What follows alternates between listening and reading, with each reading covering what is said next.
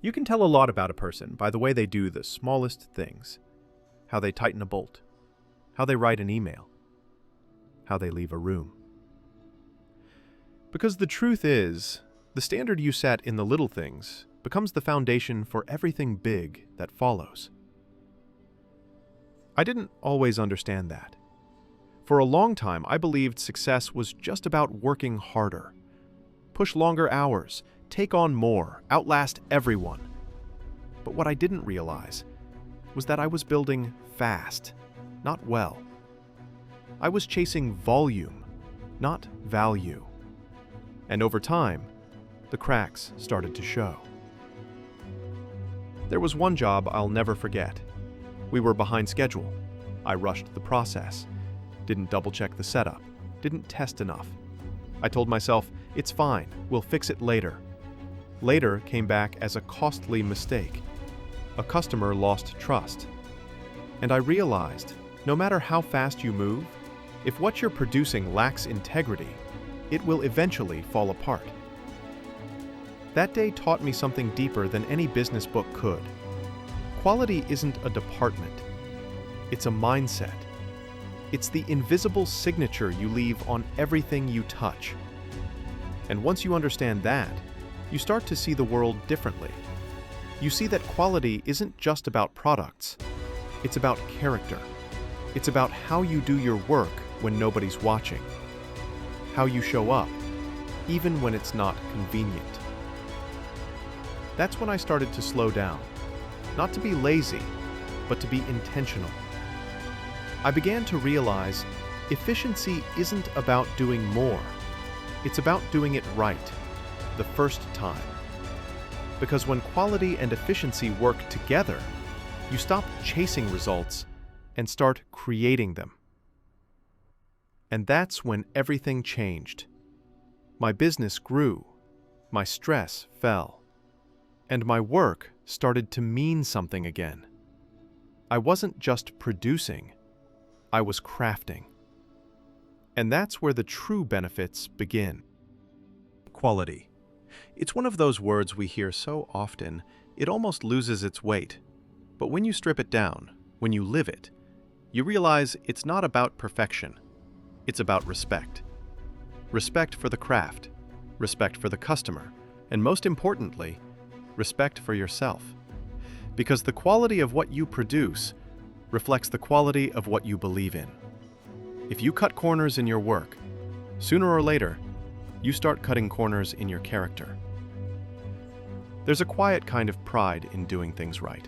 Not for applause, not for recognition, but because you know, deep down, it represents you.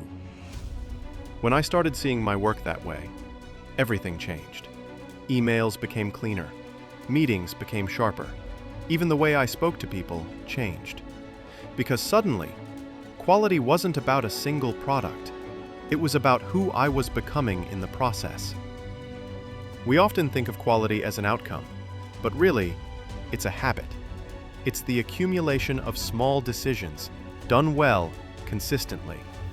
It's showing up on time, double-checking your work, listening when others are talking, taking that extra moment to make sure something feels right. That's quality. And when you make that your standard, life gets clearer. Because quality creates trust, not just with others, but with yourself. You begin to trust your own process. You start believing in your ability to handle things well. And that confidence, that quiet assurance, becomes the foundation of excellence. See, quality doesn't mean slow. It means thoughtful. It doesn't mean perfect. It means honest. It means you care enough to give your best, even when no one's there to notice. And if there's one thing I've learned, it's that when you commit to quality in the small things, life starts trusting you with bigger ones. Because the world always notices, eventually. It might not clap for you today. It might not even see you tomorrow. But if you keep showing up with quality, the results will come. They always do. That's the philosophy of quality. It's not about being better than others. It's about being better than you were yesterday. Efficiency. It's a word that sounds simple, but it carries the weight of every successful system in the world. For years, I thought being busy meant being productive. That if I filled my schedule, if I stayed moving, then I was winning. But I was wrong. Busy doesn't always mean effective, and motion isn't the same as progress. It took me years to realize that efficiency isn't about speed. It's about clarity. It's not about doing more. It's about doing what matters most. When you start removing the noise, the distractions, the overcomplication, the unnecessary, you make space for precision. You make space for excellence. And that's when real growth begins. I remember one morning, I sat down at my desk, and instead of diving into 10 things at once, I asked myself one question. What actually moves the needle today? That question changed everything, because efficiency is the art of focus. It's the discipline of saying no to what doesn't serve the mission. When I slowed down enough to plan, to create structure, to build systems that worked instead of just reacted, my output didn't shrink, it exploded. I stopped firefighting. I stopped chasing chaos. And for the first time, my work started to flow. See, efficiency isn't about cutting corners. It's about building bridges. It connects your effort to your outcome without wasting energy in between. When you find that rhythm, where every action has purpose, it's like everything starts to sync up. You're no longer surviving your days, you're designing them. And that's where true freedom begins. When you master your systems instead of being trapped inside them. Because when things run smoothly, your mind gets clearer. You make better decisions. You find more time for the people and the things that truly matter. I used to think efficiency was cold, mechanical, like it would take the soul out of what I did. But I couldn't have been more wrong.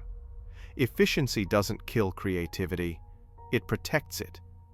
It creates the space where creativity can finally breathe. It gives you room to think, room to grow, room to create something meaningful. That's the power of efficiency. It's not about rushing, it's about refining. It's about finding that balance, where your time, your tools, and your talent all move in harmony. And when you reach that point, you'll notice something powerful.